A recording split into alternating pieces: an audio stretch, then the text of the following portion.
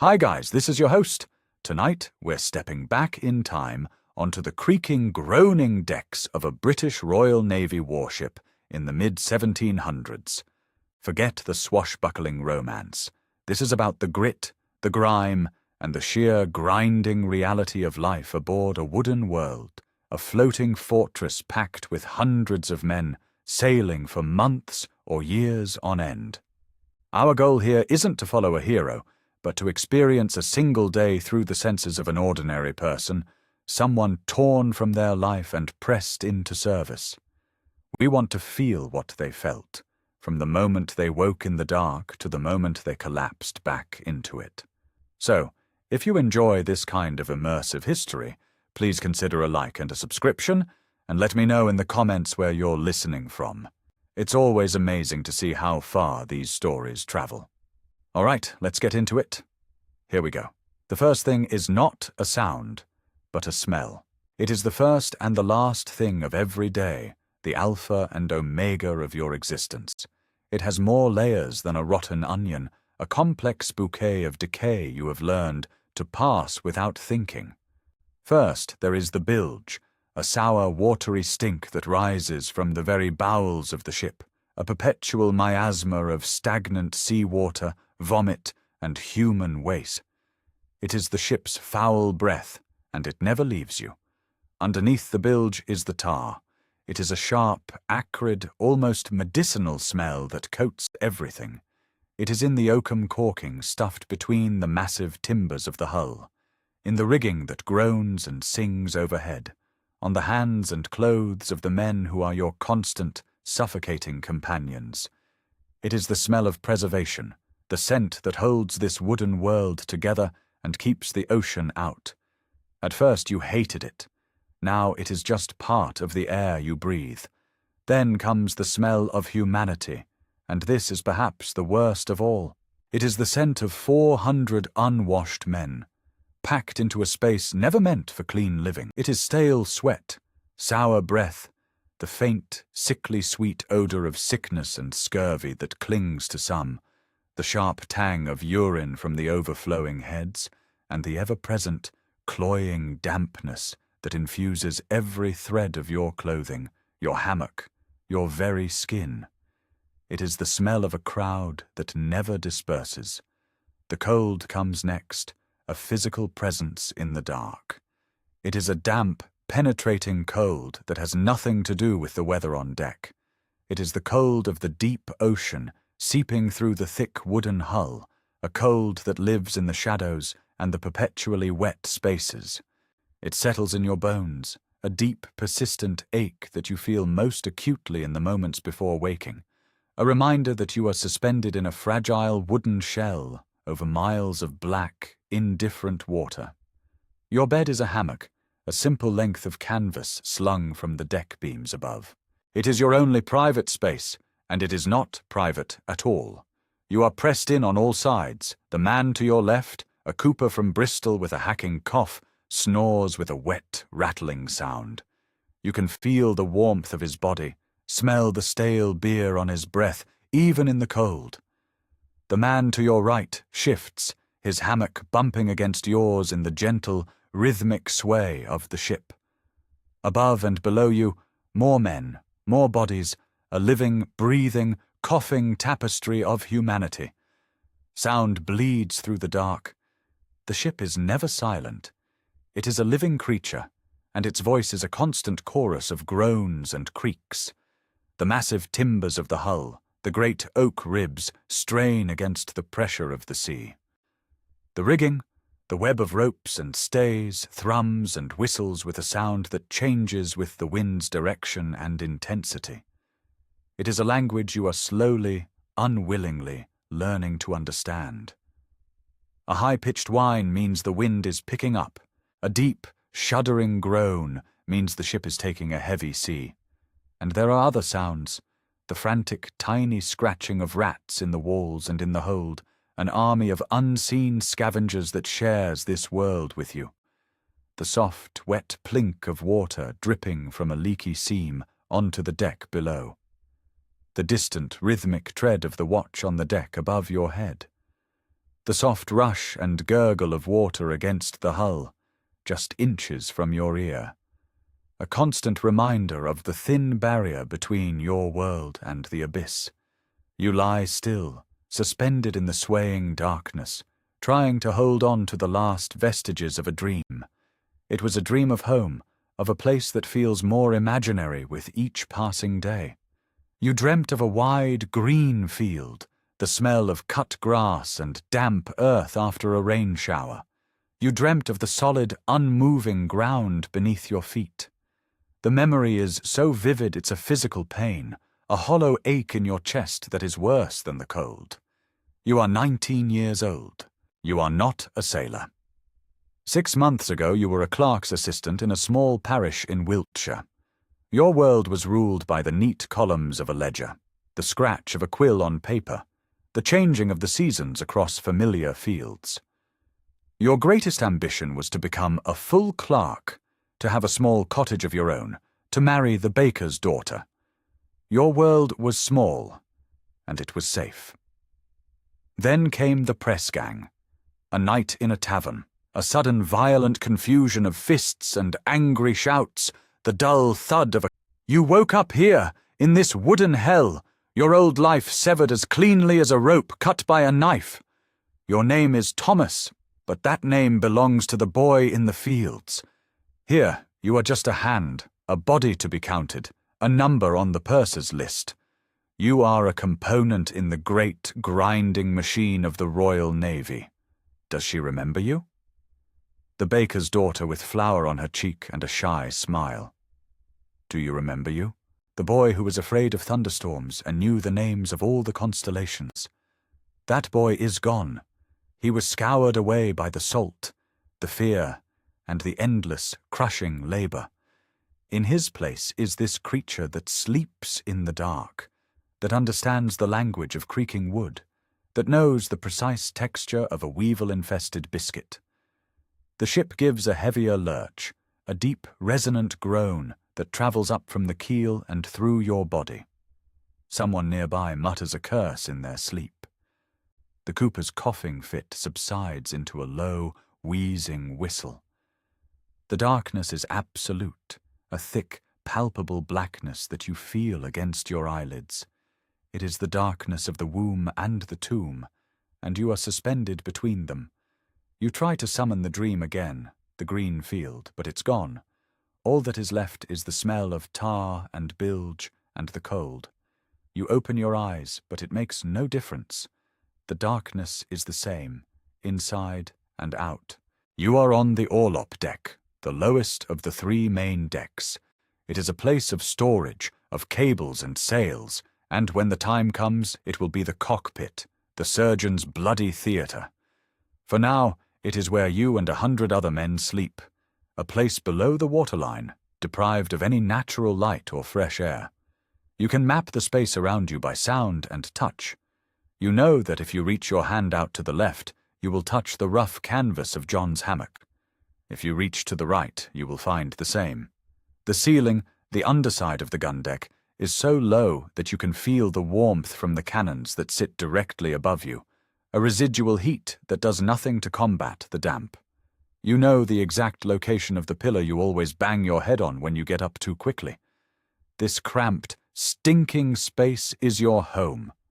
A new sound joins the symphony. A single, piercing whistle, thin and sharp as a needle. It slices through the groaning and the snoring, a sound designed to jolt a man from the deepest sleep. It is the bosun's call. It is the sound of the day beginning. It is the sound you have come to dread more than any other. The whistle is followed by a roar, the voice of the bosun's mate, a bull of a man whose throat seems to be lined with gravel and rage. Heave-ho, lash and carry! Show a leg, you slumbering dogs! The sun's burning a hole in the sailcloth! The sun, you know, is still hours from rising. It is a lie, but it is a necessary one. The reaction is immediate and frantic. The darkness erupts into a chaos of movement and curses. Men grunt and groan as they swing their legs out of their hammocks. The air is filled with the thud of bare feet hitting the deck, the rustle of canvas, the sharp crack of a head hitting a low-hanging beam. It is a practiced, desperate scramble, a race against the clock and the bosun's temper. You swing your own legs over the side, your body protesting every movement. A sharp pain shoots up your spine from where you were pressed against the hard edge of the canvas all night. Your joints crackle like dry twigs. You are 19, but your body feels ancient, worn down by the unnatural life, the poor food, the constant grinding damp. Your bare feet touch the deck. The cold is a shock, a jolt that travels up your legs and settles in the pit of your stomach. The wood is not just cold. It is wet, slick with a perpetual film of condensation and grime. You feel for your shoes with your toes, a desperate search in the dark, knowing that to be slow is to invite a blow from the starter, the short, knotted rope the bosun's mates carry for encouragement. Now comes the first real task of the day, a frantic 10-minute ballet of desperation. Lashing your hammock. You must roll the canvas and the thin, lumpy mattress within it into a tight, neat sausage. Then you must bind it with 7 perfectly spaced turns of your lashing rope. The resulting bundle must be precise, uniform. It is a matter of discipline, of turning chaos into order. Your fingers are stiff and clumsy with cold. You fumble with the ropes, your breath coming in short, panicked clouds. The man next to you is already finished, his movements swift and sure from years of practice. You feel a surge of anxiety, the familiar fear of being last, of being singled out. The bosun's mate is moving down the line, his heavy tread a drumbeat of impending doom. "Tighter, you lubber! You call that a lashing? My grandmother could tie a better knot with her teeth."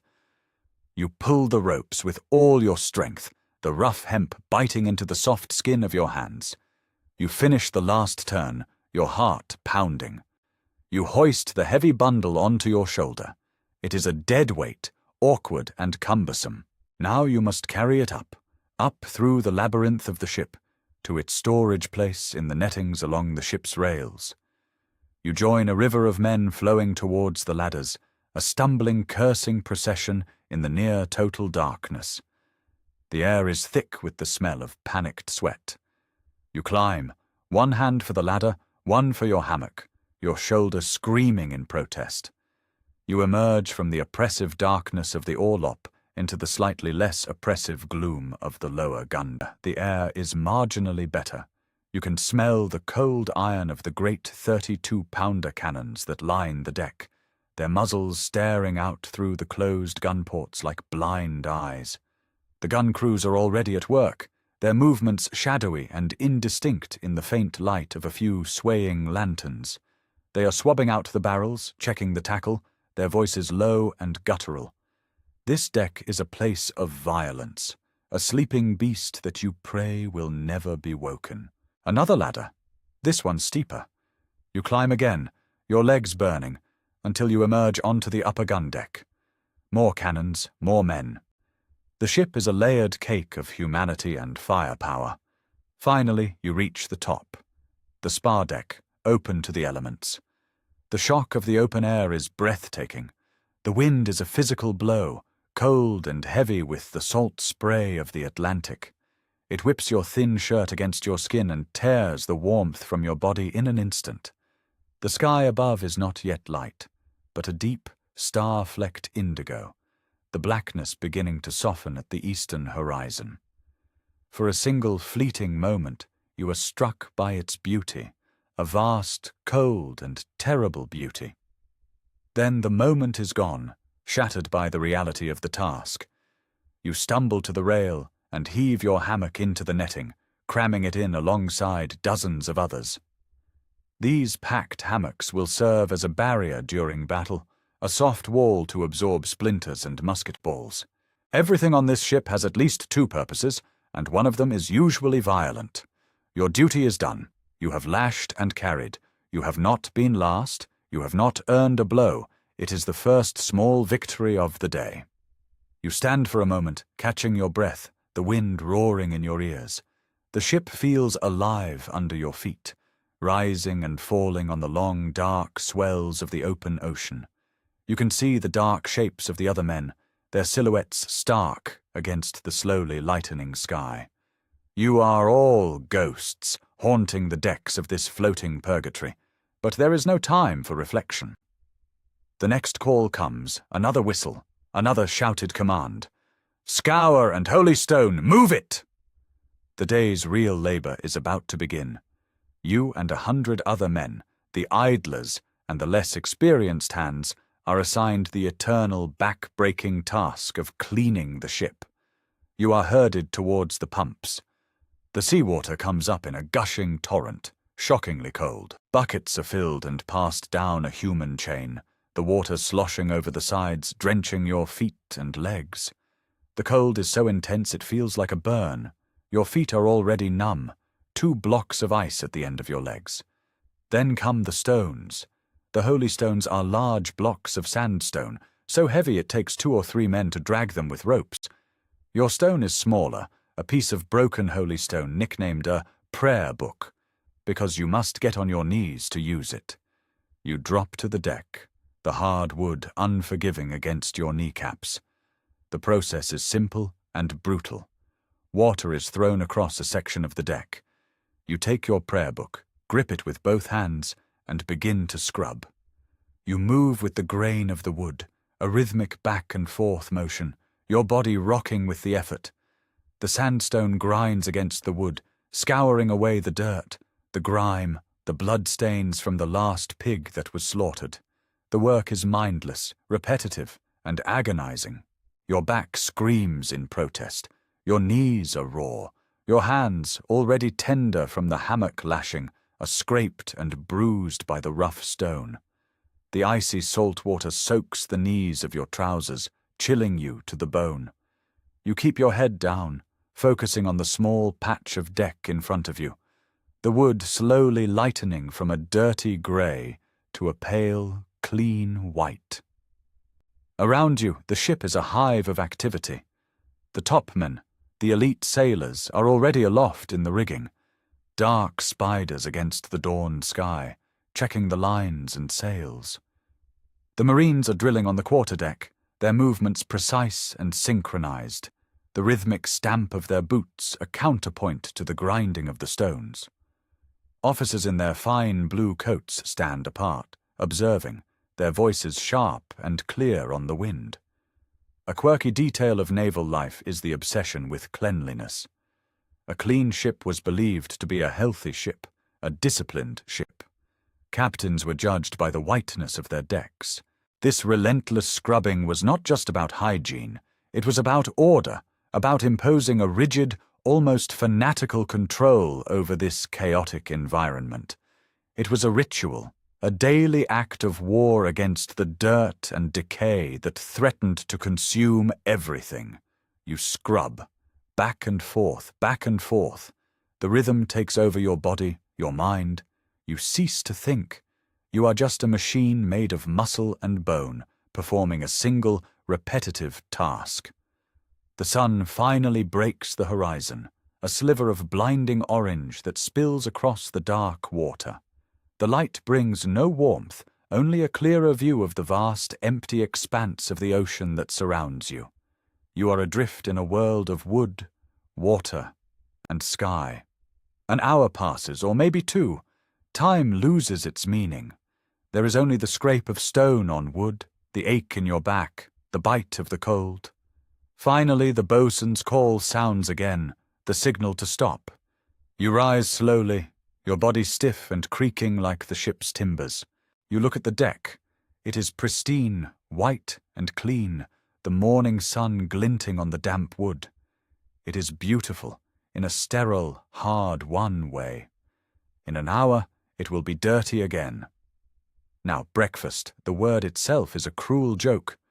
You follow the stream of men back down into the gloom of the gun deck. You find your mess, the small group of 8 men you are assigned to eat and live with. It is your family on this ship, a family forged not of blood, but of shared hardship. You sit on the deck, your backs against the carriage of a cannon, waiting for your ration. The cook's mate arrives with a sack.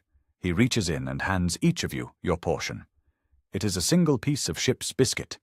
It is a square, dense, and hard as a piece of wood. It is the color of dust.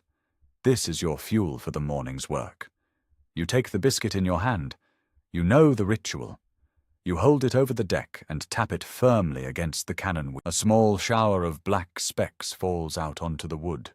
Weevils. Some days there are more, some days there are less. You have learned not to look too closely. They are just part of the flavor now. A little extra protein. One of the older sailors joked once. Nobody laughed. A mainstream historical fact that often surprises people is the sheer scale of naval victualling. A ship like this, a 74-gun third rate, would carry provisions for 6 months at sea. This meant tons of biscuit, barrels of salted beef and pork, peas, oatmeal, and butter. And most importantly, thousands upon thousands of gallons of beer, or, more commonly, grog. The logistics were staggering, but the science of preservation was in its infancy. Spoilage was inevitable. The weevils, the rot, the rancid butter. This was not an occasional problem. It was the daily reality of the sailor's diet. You have a tin cup. Your messmate, a grim-faced man named Harris, who was once a fisherman, comes with the grog tub. He ladles out your morning ration. It is not the strong, fiery rum you were given when you first came aboard. It is 4-water grog, heavily diluted, but it is still warm and alcoholic. It is a small, vital comfort.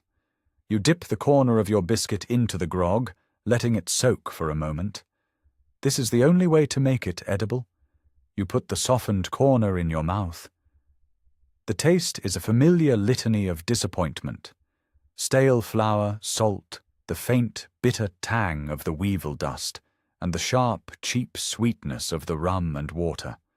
You chew slowly, methodically. It is not food to be enjoyed. It is fuel to be consumed. You eat in silence, listening to the sounds of the ship. The men around you do the same, their faces blank with exhaustion. There is no conversation, no camaraderie. It is too early for that. There is only the shared, grim ritual of eating.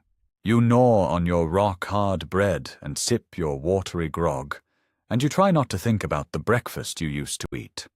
Fresh bread, still warm from the oven, with a thick slab of butter and a mug of fresh milk. To think of such things is a form of self-torture. You finish your biscuit crumb by crumb. You drain your cup, the last drops of the warm, sweet liquid a small fire in your belly. The meal is over. It has taken less than 5 minutes. You feel no less hungry, but the gnawing emptiness in your stomach has been dulled, replaced by a solid, heavy lump. It will have to be enough. The brief pause is over. A new set of calls echoes through the ship. The day is being divided into its next chapter. For most of the men, this means going to their assigned stations for the morning watch. The topmen will go to the rigging, the gunners to their cannons, the ordinary seamen to the endless work of maintaining the ship. But your station is different. Because you can read and write, because you have a neat hand and a mind for numbers, you have been spared the hardest physical labor. You have been made a captain's clerk. It is a position of strange privilege and strange misery. You are not exposed to the wind and the rain, but you are confined to a space even smaller and more suffocating than your hammock. You make your way aft, towards the stern of the ship. You move against the tide of sailors, a small, insignificant figure in the bustling life of the deck. You climb the ladder to the quarterdeck, the sacred ground of the officers. Here, you must remove your hat. You must not speak unless spoken to. You are an intruder, a necessary functionary, and you are made to feel it. The captain is there, a remote, godlike figure in a pristine blue and white uniform. He is talking to the first lieutenant, their voices low and serious. You keep your eyes down, your body tensed, and slip past them towards the door of the great cabin. You knock softly. A voice from within grunts, "Enter." You step inside. The captain's cabin spans the entire width of the stern. It is a world away from the grime and chaos of the rest of the ship. There are stern windows, glazed and leaded, that look out over the ship's churning wake. There is a large table, bolted to the floor, a few chairs, a handsome bunk built into the wall. The deck is carpeted. The air smells not of bilge and tar, but of beeswax, lemon oil, and the captain's pipe tobacco. But this luxury is not for you. Your domain is a tiny annex off the main cabin, a space barely larger than a closet. It contains a small, high desk, a stool, and shelves crammed with logbooks, ledgers, and stacks of parchment. A single small lantern hangs from a hook, its flame guttering and smoking. This is your office. This is your prison. You squeeze into the space and climb onto the stool. The ship's constant motion is magnified here at the stern. The cabin rises and falls, sways and pitches with every movement of the sea. The simple act of sitting still requires a constant, unconscious tensing of your muscles. Writing in a neat, legible hand is a feat of physical endurance. Your work is waiting for you. A stack of papers, a freshly sharpened quill, a pot of ink. Your job is to be the memory of the ship. You are the keeper of the log, the accountant of supplies, the recorder of punishments, the secretary of death. You dip your quill in the ink. The first task is to update the ship's log. You copy the notations made by the officers of the watch: wind speed and direction, course, sails set, significant events. Latitude 45 degrees 12 minutes north, longitude 23 degrees 47 minutes west, wind west-southwest, force 4. All sails set. Sighted 3 dolphins off the port bow. Seaman J. Smith given 12 lashes for insolence. You write the words, your hand moving in a steady, practiced rhythm. You are detached from their meaning. 12 lashes. You saw it happen yesterday. You saw the man's back laid open, the blood spray, the raw red meat of his flesh. You heard his screams turn into low, animal groans. And now you record it in neat, precise script, another entry in the ship's endless, brutal story. The scratching of your quill is the only sound in your small space, a dry, insect-like noise. It is occasionally joined by the muffled sounds from the great cabin, the captain's heavy tread as he paces, the murmur of his voice as he dictates a letter, the clink of a glass. You are a ghost in his world, a disembodied hand that turns his commands and the ship's life into black marks on a white page. The work is monotonous. After the log, you turn to the purser's accounts. You are auditing the stores of salted beef. Barrels opened, barrels remaining. You do the sums, your mind finding a strange, cold comfort in the certainty of the numbers. The numbers do not lie. They do not feel pain. They do not get sick. 212 barrels of beef. Subtract 3. 209 remaining.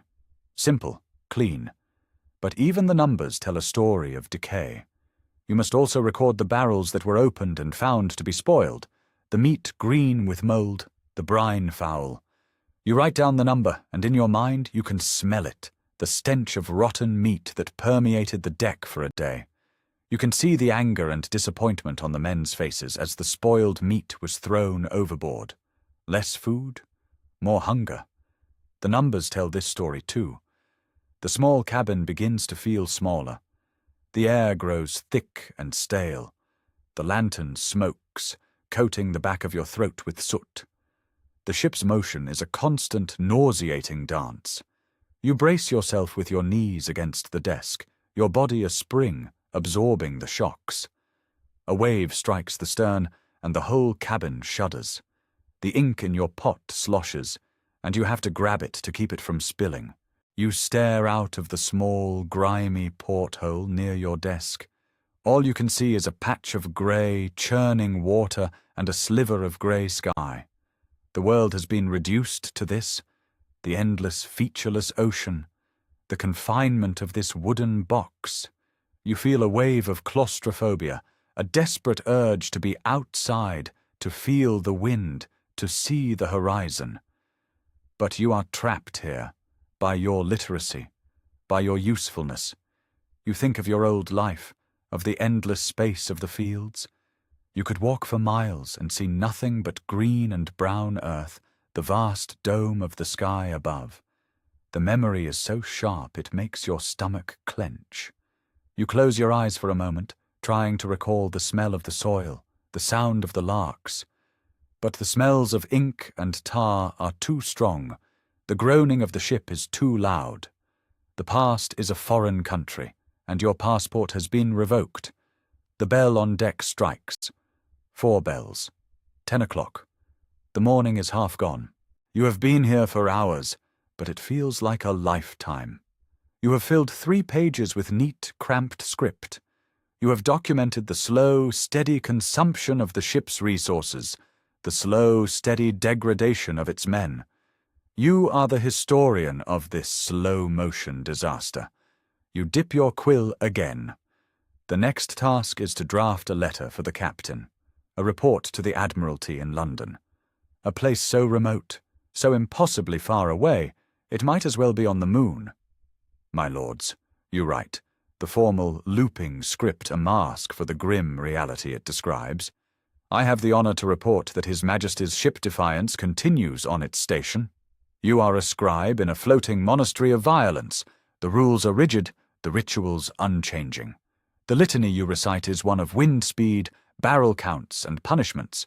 There is a strange, almost spiritual purity to the work, a detachment from the messy reality of the world just outside your closet door. You are preserving the facts, but the truth is in the screams of the man being flogged, the hunger in your belly, the despair that gnaws at the edges of your mind in the dark. The ship rolls heavily, and your stool slides a few inches. You grab the desk to steady yourself.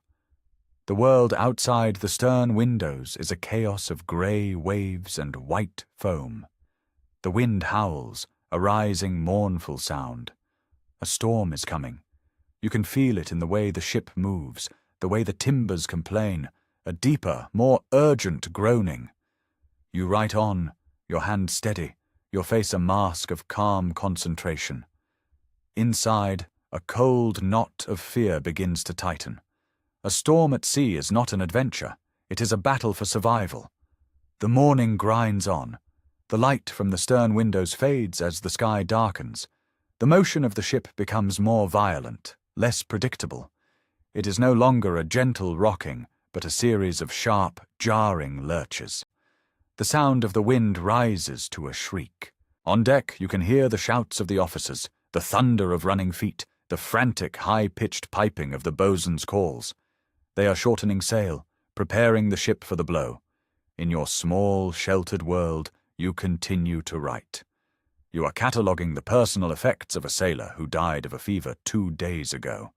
1 canvas shirt, worn, 1 pair wool trousers, patched, 1 knife with bone handle, 1 small Bible.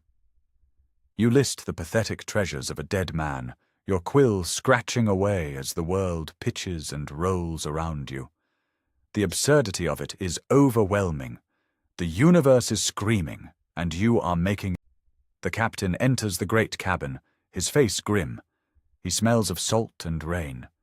He does not speak to you, but you can feel his tension, a palpable force in the room. He braces himself against the table and stares out at the maelstrom. The ship feels like a toy in the grip of a giant, being shaken and tossed at will. The bell strikes for the midday meal. 8 bells. Noon. The end of the morning watch. The sound is thin and distant, almost lost in the roar of the wind and sea. The captain turns. That will be all for now, Clark. Go to your mess. His voice is tight, strained. You nod, your throat too dry to speak. You carefully cork your inkpot, sand the wet ink on the page, and put your quill away. The simple, familiar actions are a comfort in the growing chaos. You slide off your stool, your legs unsteady, and make your way out of the cabin. Stepping onto the quarterdeck is like stepping into another world. The wind rips the breath from your lungs. The air is not air, but a thick, driving spray of rain and sea. The deck is canted at a steep angle, slick with water. You have to hold on to the rail to keep from sliding across the deck. The sea is a nightmare. It is no longer a surface, but a churning, mountainous landscape of grey water. The waves are huge, their peaks lost in the low, scudding clouds. The ship climbs a monstrous wall of water, hangs for a terrifying moment at its crest, and then plunges down into the trough with a sickening, stomach-lurching drop. The deck groans, and water pours over the rails in a solid green flood. The sailors are wraiths in the storm, soaked to the skin, their faces invisible in the gloom. They move with a desperate, practiced grace, clinging to lifelines, their bodies braced against the wind and the moat. They are fighting the storm, fighting to keep this small wooden world from being torn apart. And you, the clerk, the man of letters, you are just a passenger in their struggle. You are useless. You stumble your way forward, clinging to anything you can find, a rope, a cannon, a railing. You are terrified. This is not the abstract fear of the dark or the dull ache of hunger. This is a sharp, primal terror, the certainty that you are about to die. The ship feels fragile, breakable. The ocean feels infinite, all-powerful. You make it to the hatch and half fall, half climb down the ladder to the gun deck. The relative quiet and calm below are a shock. It is still a world of motion, the deck heaving beneath your feet, but the roar of the wind is muffled, the fury of the sea is kept at bay. The air is thick with the smell of wet wool and fear. Messmates are already there, huddled around the base of the cannon that is their home. Their faces are pale in the lantern light. Harris, the fisherman, is staring at the timbers of the hull, his expression unreadable. He has seen this 100 times before, and yet he is not calm. No one is calm. The midday meal is served. There is no hot food today. The galley fires have been extinguished. It is too dangerous to have open flames when the ship is being tossed about like this. Instead, you are given more biscuit and a piece of salt beef, cold and greasy from the barrel. You take the food, but you have no appetite. Your stomach is a tight knot. You try to chew the beef. It is tough as leather, and the salt burns your tongue. It is called salt horse for a reason. It is barely recognizable as food, but it is what there is. You force yourself to eat, knowing you will need the strength. A good place for a historical aside is the mess system. On a Royal Navy ship, the crew was divided into small groups, typically of 6 to 8 men, called messes. These men ate all their meals together, sharing from a single wooden platter. They were responsible for fetching their own food from the galley and for cleaning their own utensils. This system was crucial for creating bonds of loyalty and support in the harsh, anonymous environment of a man of war. Your mess was your family, your support network, the men who would look out for you, and for whom you would look out. In a storm, in a battle, you relied on these men as you would on brothers. Your mess is quiet. The only sounds are the groaning of the ship and the chewing of the men. No one wants to speak. What is there to say? Everyone is feeling the same thing. The fear, the helplessness. You are all trapped in this box, and your fate is in the hands of the ship, the sea, and the officers on the deck above. You look at the men around you. Harris, the grim fisherman. Young Pip, a boy no older than 15, who is trying very hard not to look scared. 2 brothers from Cornwall who speak in their own dialect and keep to themselves. An old, scarred sailor with a tattoo of a mermaid on his arm, who has been at sea for 30 years. And you, the clerk, the outsider. You share their food and their fear, but you are not one of them. Not yet. The ship gives a violent, sickening lurch, and you are thrown against the cannon. The wooden platter with the remaining beef slides across the deck, spilling greasy meat into the scuppers. No one moves to get it. The loss of the food seems insignificant compared to the violence of the ship's movement. A deep, cracking sound echoes through the hull, the sound of wood stressed to its breaking point. Young Pip lets out a small, involuntary whimper. The old sailor, the one with the tattoo, speaks for the first time. His voice is a low rumble. "She's a good ship, she'll hold." He doesn't say it to reassure anyone. He says it like a statement of faith, a prayer to the god of the ship. You finish your piece of beef, your jaw aching from the effort of chewing. You eat your biscuit dry, not wanting to waste your grog ration, which will come later. The break is not a respite. It is a period of enforced idleness and terror. You cannot work. You can only sit and wait and listen to the ship fight for its life. You find yourself thinking about the mechanics of it all, the way the hull is constructed, the way the masts are stayed, the way the sails are reefed to present less surface to the wind. You try to turn your fear into a problem of engineering, but it is no use. The forces at play are too vast, too elemental. You are an insect clinging to a leaf in a hurricane. The call to resume work does not come. The storm has suspended the ship's normal routine. There is no afternoon work for you, no more lists to make, no more letters to draft. There is only the waiting. Some of the men try to sleep, curling up on the deck, seeking oblivion. You cannot. You are too tense, too aware of every groan and shudder of the timbers. The afternoon becomes a long, timeless ordeal of noise and motion. The light from the gun ports, which are sealed tight against the sea, is non-existent. The gun deck is a cavern of swaying lanterns and deep shadows. The air is foul, thick with the smell of unwashed bodies, bilge water. The environment is the enemy now, an active, malevolent force. The ship is an instrument of torture, constantly throwing you from side to side. The noise is a physical assault, a ceaseless roar that vibrates through the deck and into your bones. The darkness is disorienting, claustrophobic. You are trapped in the belly of a dying beast. Your physical state deteriorates. The initial fear gives way to a kind of numb exhaustion. Your body aches from the constant bracing. Your stomach churns with a low-grade nausea. You are cold and damp, and there is no way to get warm or dry. Your mind, denied any external focus, turns inward. You begin to drift. You are no longer fully present in the groaning, lurching. You are in your past. You see your mother's face, her hands floury from baking. You smell the wood smoke from your cottage chimney. You feel the rough, friendly nudge of your dog. These memories are so clear, so detailed, they feel more real than the heaving deck beneath you. They are a comfort, but they are also a torment. Each memory is a reminder of what you have lost, of the impossible gulf that separates you from that life. You are a ghost, haunted by your own past. You try to push the memories away, to focus on the here and now, but the here and now is unbearable.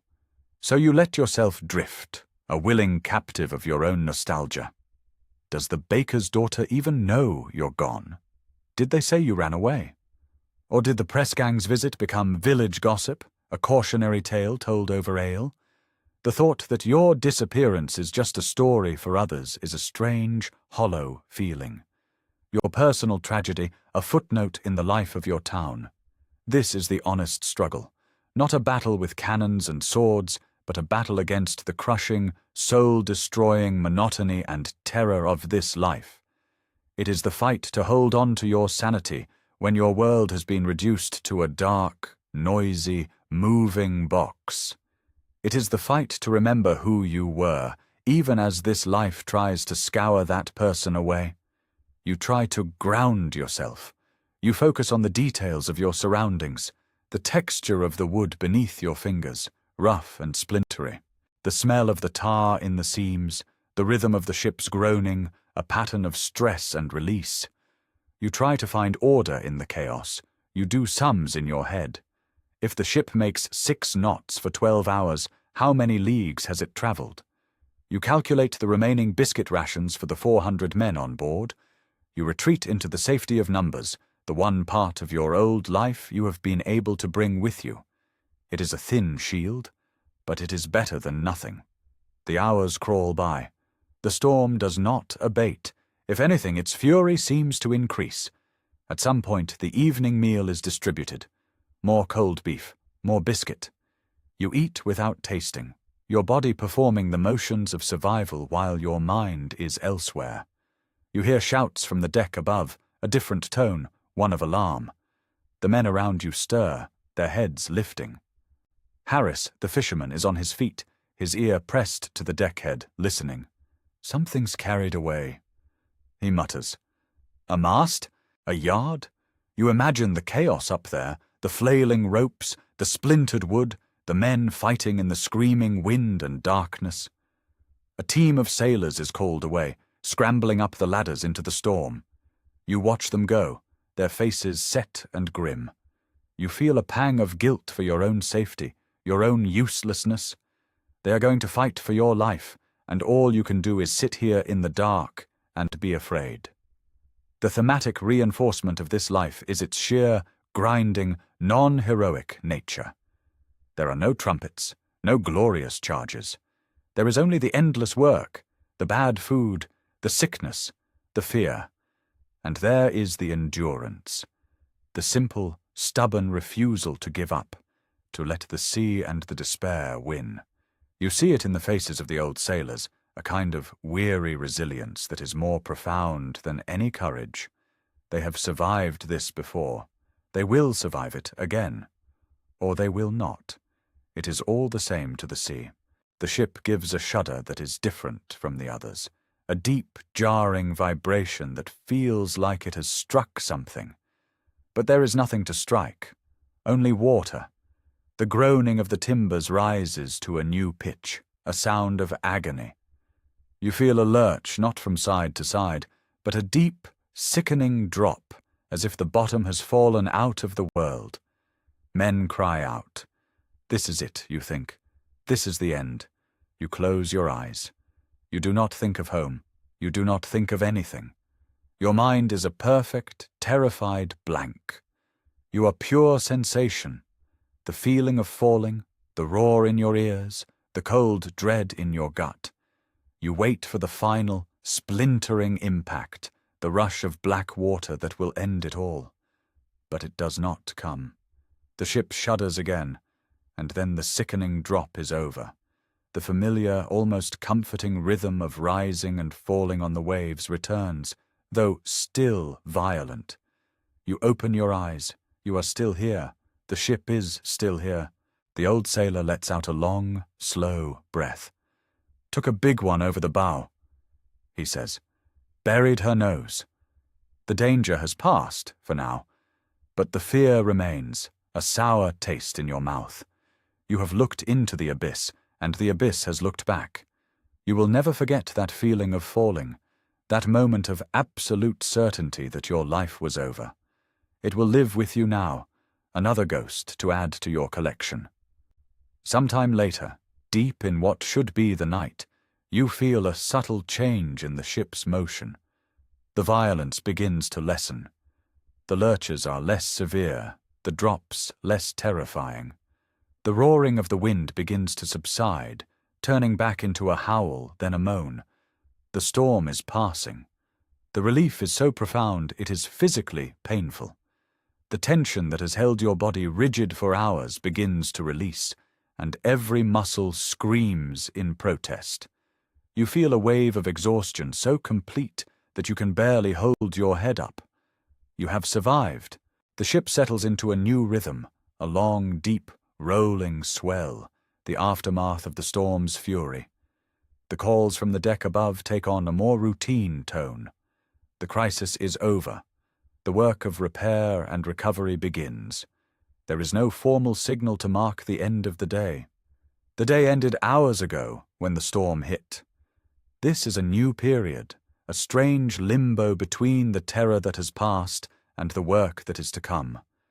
But for you, and for the other idlers, there is a reprieve. You are not needed yet. Slowly, cautiously, the ship begins to return to a semblance of its normal life. The galley fires are relit, and the smell of wood smoke, a welcome, homely scent, begins to drift through the decks. A ration of grog is served, this time the proper, strong stuff. It is a reward for survival. You take your cup, your hands shaking slightly. The fiery liquid hits your stomach, a spreading warmth that feels like life itself. It chases away some of the cold, some of the fear. It loosens the knot in your chest. You drink it slowly, savoring every drop.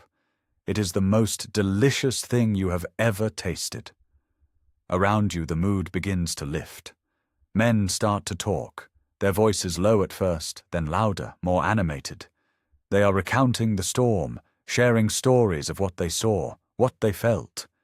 There is a nervous energy in the air, the giddiness of survival.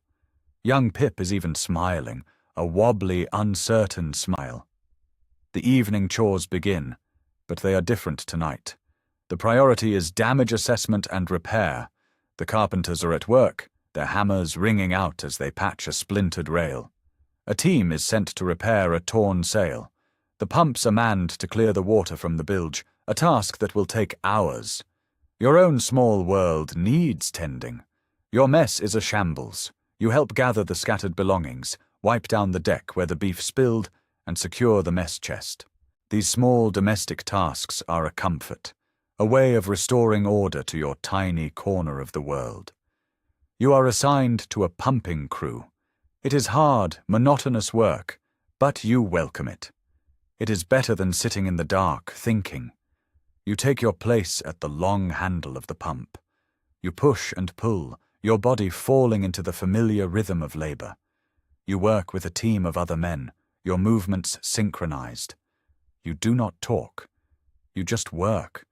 The sweat dripping from your brow, a familiar, almost welcome sensation. After an hour you are relieved. Your part is done. You are dismissed, told to get some rest. The word rest sounds like a foreign language. You stumble back to your spot on the gun deck, your body buzzing with exhaustion. The evening meal, the real one this time, is served. It is a hot meal, a stew of sorts, made from the salvaged beef, peas and biscuit crumbs. It is a thick, grey sludge, but it is hot, and after the cold and the fear, it is the most wonderful meal you can imagine. You eat it ravenously, scooping it up with your spoon, not caring that you are spilling it on your shirt. After the meal, a brief period of community.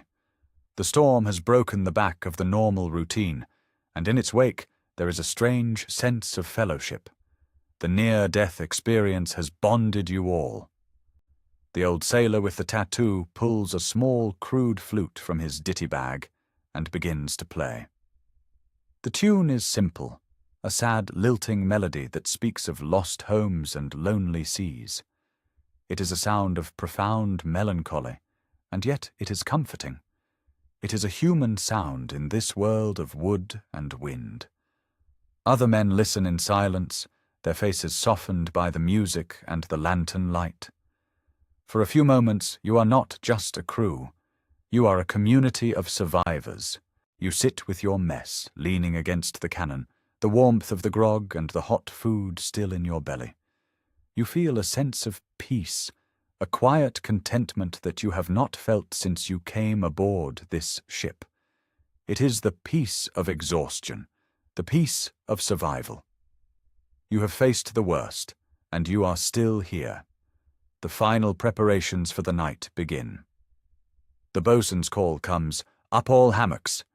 But the cry is less harsh tonight, the tone almost gentle. The ritual is reversed. You retrieve your damp, heavy hammock from the netting. You carry it back down into the familiar gloom of the orlop deck. You sling your hammock, your movements slow and deliberate. The space is still crowded, still smells of bilge and unwashed men, but tonight it feels different. It feels safe. It is a refuge from the fury of the sea. It is home. The act of lying down is a pleasure so intense it is almost painful. You climb into the canvas sling, and your body gives a great, shuddering sigh of relief. The hammock cradles you, its gentle swaying now a comfort, a lullaby. Every muscle in your body which has been tensed for so long finally lets go. But as your body relaxes, your mind begins to race. The events of the day play back in your head, a chaotic jumble of images and sensations. The grinding of the holy stone, the scratch of the quill, the terror of the storm, the feeling of falling, the face of the captain, grim in the lantern light, the sound of the old sailor's flute. You worry about tomorrow. The ship is damaged. The work will be hard. There will be repairs to make, a new routine to establish.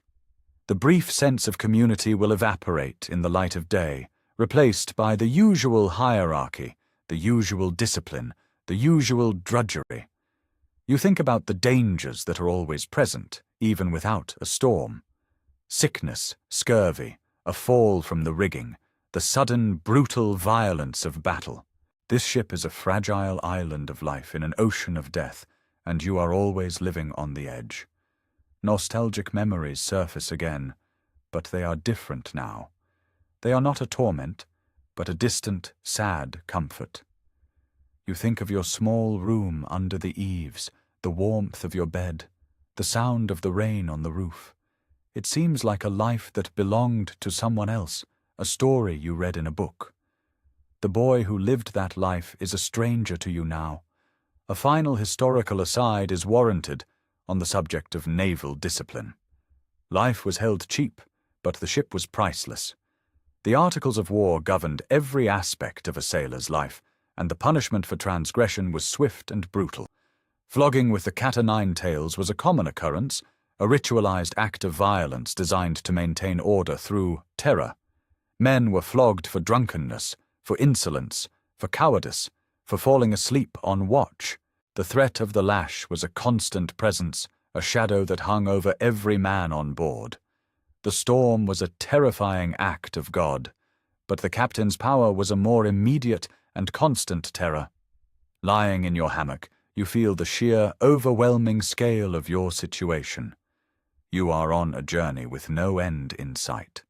You are a prisoner of the sea, of the navy, of this wooden world. The hope of escape, of returning to your old life, feels like a childish fantasy. There is only this, the swaying darkness, the groaning ship, the endless succession of days, each one a struggle for survival. Your thoughts begin to fragment, to drift. The exhaustion is a physical weight, pressing you down, pulling you under. The sounds of the ship, the creaking wood, the snores of the men, the distant rush of the water, all merge into a single, monotonous hum. It is the sound of your world, the only world you have. The narrator's voice shifts, zooms out. This ship, this wooden world, is a microcosm of a harsher age, a world of rigid hierarchy, of casual brutality, of constant grinding struggle. But it is also a world of incredible resilience. The human spirit, it seems, can adapt to almost anything. It can find a home in a stinking, crowded hammock. It can find a meal in a weevil-infested biscuit. It can find music in the midst of a storm. The protagonist, this boy who was a clerk, is learning this lesson. He is being stripped of his old self, of his hopes and his fears, and being forged into something new, something harder, something more resilient. He is learning to endure. He is not a hero. He is a survivor.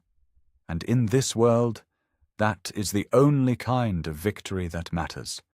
As you drift on the edge of sleep, your mind lets go of the day.